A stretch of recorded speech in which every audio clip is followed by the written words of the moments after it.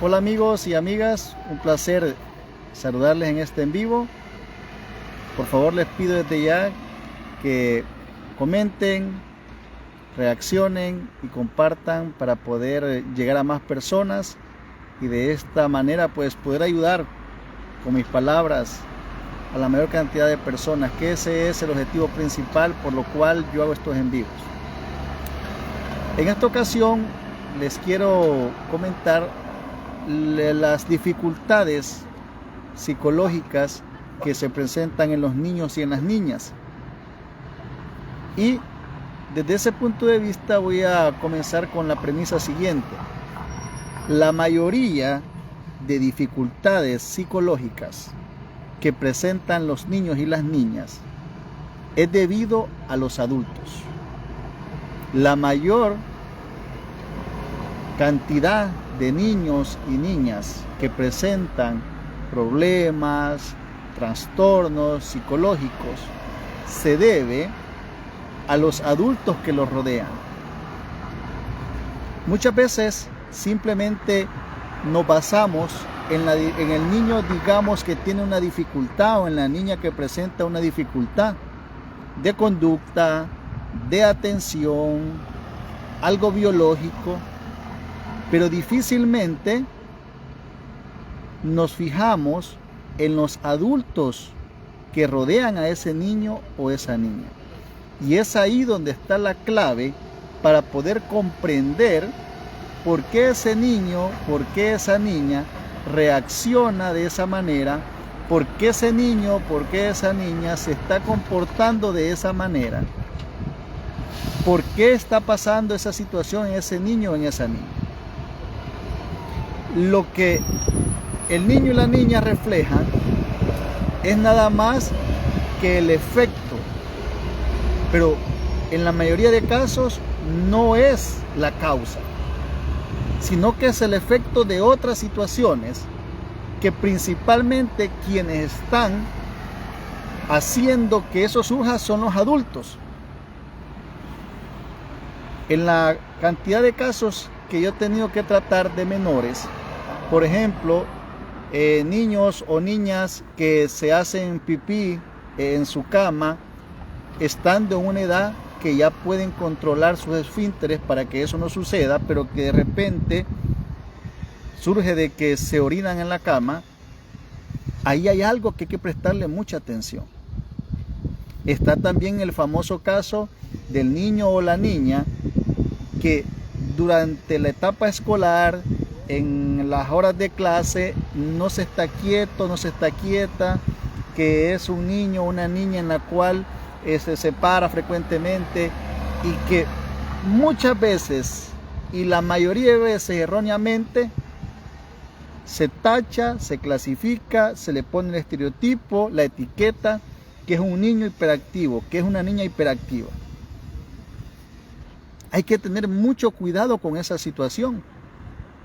En ese ámbito escolar principalmente, lo que se ve y lógicamente es la actitud, la conducta del niño o la niña.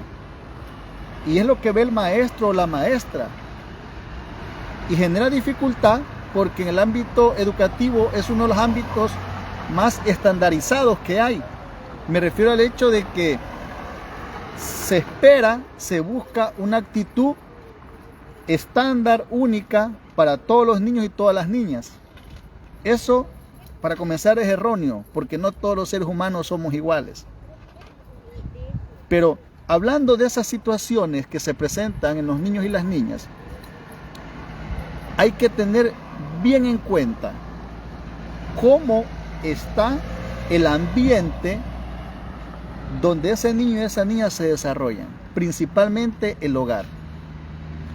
Hay que tener en cuenta y tener bien claro cómo es la relación que tienen los padres de ese niño y de esa niña.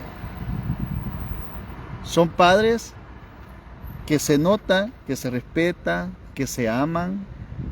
Son padres que se nota, que se apoya. El niño o la niña observa que sus papás se dan amor, se dan cariño, que se respetan, que son felices. O caso contrario, ese niño o esa niña vive en un ambiente donde los padres pasan discutiendo, donde los padres no se ven felices, donde los padres pasan una situación complicada en el hogar. Esas situaciones son importantes comprenderlas y tenerlas bien claras. Porque si un niño o una niña está ante esa situación estresante, complicada, negativa, lógicamente va a haber alguna consecuencia negativa en la conducta, en el pensamiento o en la parte biológica de ese niño o de esa niña. Para poder solucionar principalmente todas esas dificultades que presentan nuestros hijos o nuestras hijas, primeramente se debe de trabajar en el bienestar de los padres y posteriormente se debe de trabajar, se debe de buscar la mejora en el ambiente que ese niño o esa niña se están desarrollando. Fácil es simplemente venir, ir donde el psicólogo, donde la psicóloga y decir, miren, fíjense que mi hijo tiene este problema, que en la clase no se está quieto, en la clase no se está quieta, y dice la maestra que solamente pasa moviéndose, solamente pasa parándose, platicando. Entonces yo vengo aquí donde el psicólogo, donde la psicóloga, para que me ayude y me arregle a ese niño de esa conducta. Eso no es así, eso no debe de ser así. Lo primero, por lo menos lo que yo hago en esos casos, lo primero es explorar, hablar con los padres para saber qué tipo de persona, cómo está manejando mamá, papá, si es que vive con los dos, solo vive con mamá, solo con papá o con abuelita tal vez. Primero exploro al adulto, porque me interesa saber qué clase de adulto es el que está criando, el que está formando a este niño o esta niña con el que se observa esa dificultad. Porque, les digo, en la mayoría de casos, no puedo decir todos porque hay ciertos trastornos mentales que se deben a alguna parte biológica. Y me refiero a una parte biológica en la cual alguna parte de su cerebro, algún componente de su cerebro no está trabajando bien, por alguna deficiencia de algún componente, algo que fue hereditario, algo que fue durante el parto, pero esos casos son bien específicos y son pocos comparados con la mayoría de casos de niños y niñas que presentan dificultades de conducta, emocionales, entre otros. Entonces, lo principal que exploro es el adulto. Y ahí me doy cuenta que el actuar del adulto, la manera que el adulto está actuando, la manera que el adulto hace, eso que percibe el niño de las personas que están a su alrededor, eso es lo que recibe y debido a eso viene y actúa de X manera no normal, inadecuada, entre otros. ¿Por qué? Porque el menor no tiene la capacidad de comprender como uno de adulto. No tiene todavía la madurez de comprender muchos factores, muchas situaciones como nosotros los adultos la comprendemos.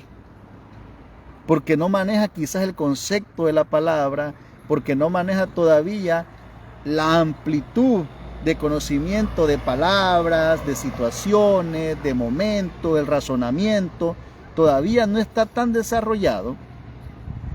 Y una palabra que para uno de adulto puede parecer algo tan insignificante, algo tan sencillo o una broma, en el niño o en la niña impacta muchísimo en su parte mental, emocional, y lógicamente eso lo lleva a una situación de conducta inadecuada.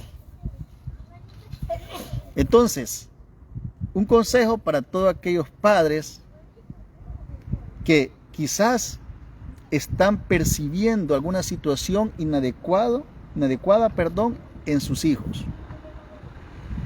Primero, observen a sus hijos, obsérvenlos, vean cómo se comportan.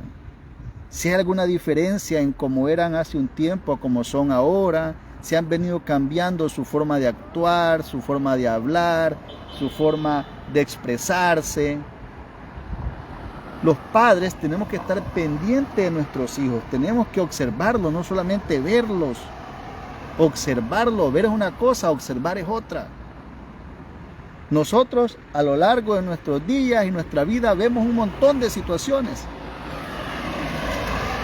Pero observar hace referencia al hecho que tú le prestas atención a X situación, le prestas atención y comienzas tú a hacer el proceso de razonamiento, por qué, cómo, cuándo, y comienzas a pensar sobre esa situación que tú le estás prestando atención.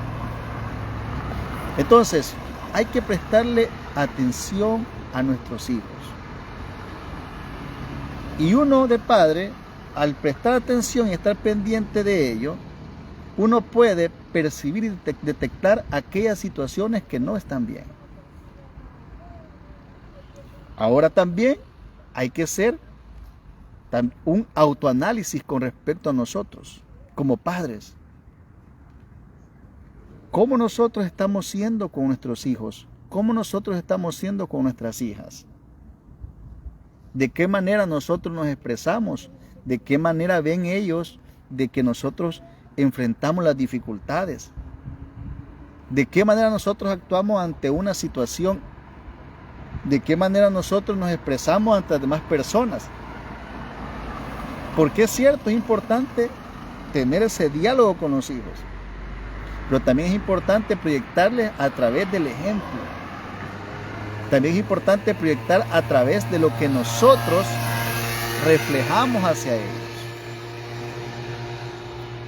Nuestros hijos, nuestras hijas, aunque nosotros a veces no lo percibamos, aunque nosotros a veces no le prestemos la atención necesaria, pero ellos siempre están viéndonos y escuchándonos.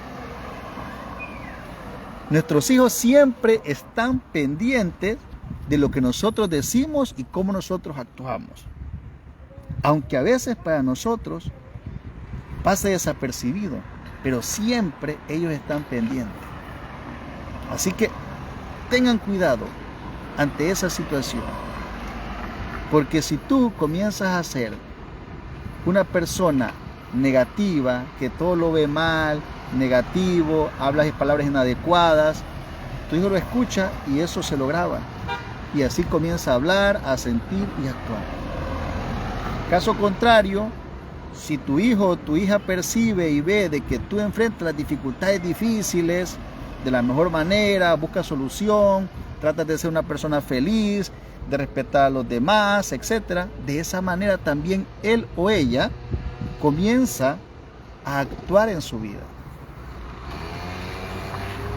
Si tú tienes alguna dificultad con tu hijo o tu hija, lo más recomendable, lo más adecuado es que busques ayuda profesional para que te puedan dar justamente esas recomendaciones y esa guía. Eso es lo principal. Ahora, pero también debes tener en cuenta lo siguiente. Tu hijo y tu hija no es una sillita que la llevas al carpintero a que porque una pata se le cayó, solamente el carpintero tiene que arreglar y poner unos clavitos y ya entregártela bien bonita. No, sino que debes de comprender que tú como padre, tú como madre, también debes de ser parte de ese proceso. Y debes de cambiar algunas cosas que no están bien en ti, porque esas cosas, esas situaciones negativas tuyas, están generando algo negativo en tu hijo o en tu hija. Eso es importante. Cuando un padre, cuando una madre llega a la consulta con esa disposición de ser parte del proceso, créanme que los resultados son más rápidos, son mejores, y ese es el camino adecuado y correcto. Pero cuando un padre o una madre simplemente llega con la actitud ante el psicólogo, ante la psicóloga de decir, mi hijo tiene un problema, por favor, soluciónamelo ya. Y ayúdeme a que mi hijo se porte bien, a que mi hijo haga esto. Pero cuando ya se comienza a tocar los temas personales de los adultos, no se tiene esa disposición, créanme que es una gran barrera. Mucho cuidado con eso, porque debido a la mala inducción, a muchos niños se les ha arruinado su vida, se les ha arruinado su infancia. Ahora se está catalogando a todo niño, a toda niña que le gusta jugar, que es feliz, que ríe, que brinca, que corre. Se está catalogando que ese niño, esa niña es hiperactiva. Los niños corren, los niños saltan, los niños gritan, los niños ríen. Es normal. Eso es normal, eso debe de ser normal. Lo anormal es cuando un niño no salta, no grita, no ríe, está apagado, como dicen popularmente, decepcionado. Eso es lo que no es normal. Aparte, y muy aparte, de lo que es la personalidad. Porque un niño puede ser, puede tener, mejor dicho, una personalidad tranquila, puede tener una personalidad, introvertida, pero llega un momento con sus amiguitos de que ríe, corre, salta, etc. Pero ahora se está etiquetando a un montón de niños y de niñas con hiperactividad, con trastorno de hiperactividad, solamente por eso. Con déficit de atención, solamente porque en alguna clase al niño o la niña le aburre y prefiere hacer otra cosa que no le aburra. No es lógico eso. No es lógico que cuando tú estás escuchando o haciendo algo que no te llama la atención, que no te gusta, que no te interesa, no es lógico que te aburras. Y no es lógico también que cuando tú estás escuchando algo que te interesa, algo que te llame la atención, algo que te gusta, no es lógico que tú prestes atención. Entonces, hay que tener mucho cuidado con eso. Hay que tener mucho cuidado a la hora de que vemos una situación no adecuada a nuestros hijos y saber por qué se da eso, y también a la hora de buscar la ayuda adecuada e idónea para ayudar a mi hijo o a mi hija. ¿Qué pasa con el trastorno de déficit de atención e hiperactividad? ¿Dónde se clasifica principalmente? Hemos dicho, ¿dónde surge? En el ámbito educativo. Porque la maestra dice que el niño, la niña, o el maestro dice que el niño o la niña no se está quieto, no presta atención. Después de eso, si vas donde el psiquiatra regularmente lo que va a hacer es que te da el medicamento, una pastilla, para que se la des durante el periodo que el niño esté en la escuela, para que esté sedado. Y ese niño está ahí, dizque entre comillas, tranquilo, pero está sedado. Y le has dado un medicamento que tiene efectos secundarios y que a corto o largo plazo le va a hacer daño a su organismo. Pero la maestra o el maestro está feliz porque ese niño no molesta, entre comillas. Porque ese niño o esa niña se está quieto y se está quieta. Con mucho respeto para los maestros y las maestras, yo sé que es complicado trabajar con muchos niños, con muchos jóvenes a la vez. Yo lo he trabajado y sé que es complicado, pero también hay que ser prudentes en ese aspecto.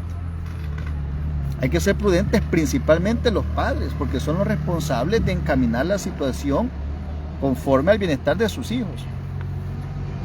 Un maestro o una maestra te puede decir X situación, pero el responsable de saber si es lo mejor o no para tu hijo eres tú, como padre o como madre. Un psiquiatra o un psicólogo o cualquier especialista te puede decir X situación sobre el bienestar de tu hijo o tu hija, pero el responsable principal de saber, de comprender y de hacer eso para el bienestar de tu hijo eres tú. ¿Por qué? Porque en el mundo, como en todos los aspectos y en todas las profesiones de la vida, hay profesionales que son muy responsables, profesionales que somos muy correctos, que tratábamos de mantener la ética lo mejor que se diga, lo mejor que se pueda, y otros de que no les gusta complicarse. Entonces, créanme que hay una gran cantidad de niños diagnosticados con trastorno de déficit de atención y hiperactividad, que son niños, que son niñas, que no tienen eso, sino que simplemente son eso, son niños y niñas que ríen, que corren, que gritan, que juegan, que cuando algo les aburre no quieren escucharlo, y que cuando algo les gusta quieren hacer eso que les gusta. Es normal. Incluso ese disque trastorno de déficit de atención y ese trastorno de hiperactividad está en tela de juicio. Y me refiero al hecho de que es una valoración que científicamente no está bien sustentado todavía. Sí, yo sé que lo dice el DSM-4, el DSM-5, el DSM-2, el 1, el 3. Yo sé que lo dice el CIE-10, todos esos formatos, todos esos libretos que a uno de psicólogo le dan para que uno vea que si llena los requisitos pueda decir es este trastorno. Pero muchos, si no todos, de esos trastornos no tienen una base sólida conforme a lo que se conoce como ciencia.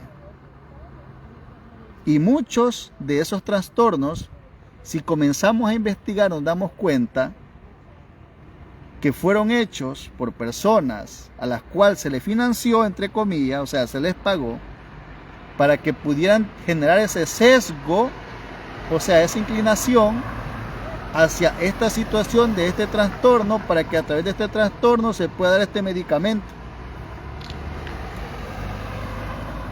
Cuidemos la salud mental y emocional y conductual de nuestros hijos, de nuestras hijas. Nosotros somos responsables de ello.